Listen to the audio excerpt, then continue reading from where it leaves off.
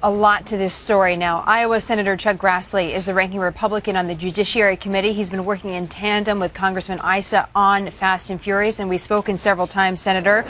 First of all, your reaction to the news today. Well, it just says how disingenuous the people in the Justice Department and probably protecting Holder are in explaining how little they knew about Fast and Furious specifically as opposed to gun running generally, because they're always trying to say they're talking about some other program other than Fast and Furious. But the point is, we've got specific statements saying that they knew these guns were crossing the border. Well, if they knew that these guns were actually walking, then why didn't they stop it? But I can be even more specific, at least partly to back up everything that's been said by your reporter, is that they just quoted a Holder there saying he knew about it just a few weeks. Well, it was a few months. I know for sure that he knew about it because he was in my office on January 31st of this year, and I handed him a letter about my investigation of Fast and Furious. So if he read my letter, he knew on January 31st.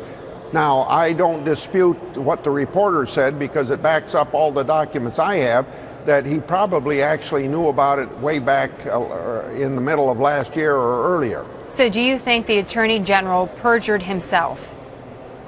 Well, I'm not a lawyer, so I'm not going to make a judgment on just exactly what perjury is, but I can tell you this, that they're doing everything they can in a fast and furious way to cover up all the evidence or stonewalling us.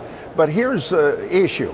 If he didn't perjure himself and didn't know about it, the best way that they can help us, Congressman Issa and me, is to just issue all the documents we ask for, and those documents will prove one way or the other who's right or who's wrong. So, Senator Grassley, we talked to the Justice Department directly. We asked to talk to the Attorney General or a spokesman. We weren't able to get them on today. We do have a statement, though, that's rather lengthy, so I'm going to try to paraphrase as best I can 4 paragraphs that were given to us here on Happening Now. And at issue is this memo that supposedly the Attorney General got in 2010. The statement from the Justice Department says that these weekly reports come in 100 pages plus. There are 24 different offices and components, and none of these reports reference the controversial tactics that allowed guns to cross the border. This goes on to say, and I'm going to read from this directly, this statement says, Chairman Issa, of all people, should be familiar with the difference between knowing about an investigation and being aware of questionable tactics employed in that investigation, since documents provided to his committee show he was given a briefing that included the Fast and Furious operation in 2010, a year before the controversy emerged. What's your response to that? My response to that is that, quite frankly, at that point, nobody knew enough about Fast and Furious, and except people in the Justice Department, and the people in the Justice Department had whistleblowers during that year come to them and give them information that this really wasn't a very good program and it's going to backfire. And you know it did backfire with the murder of Brian Terry, and the guns were there at his murder site.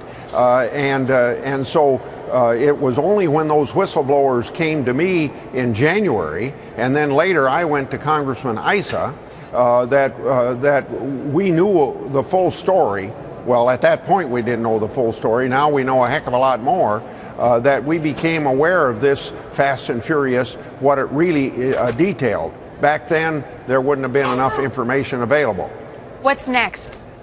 What's next is, well, I'm sure that the call of Chairman Smith today for Special Counsel, investigator in this area, is going to be where that's going to go. It may slow up then at that point our getting some information because they may want to have a legal reason for protecting the Attorney General.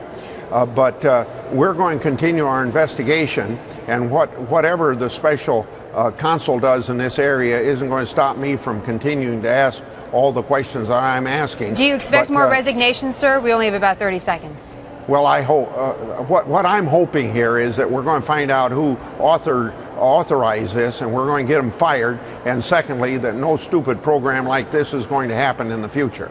We extend our invitation once again to the Justice Department to come on our show as well to express what they would like to express about this story. In the meantime, Senator Grassley, we appreciate your time today, and we'll continue to follow this story, sir. Thank you. Thank you.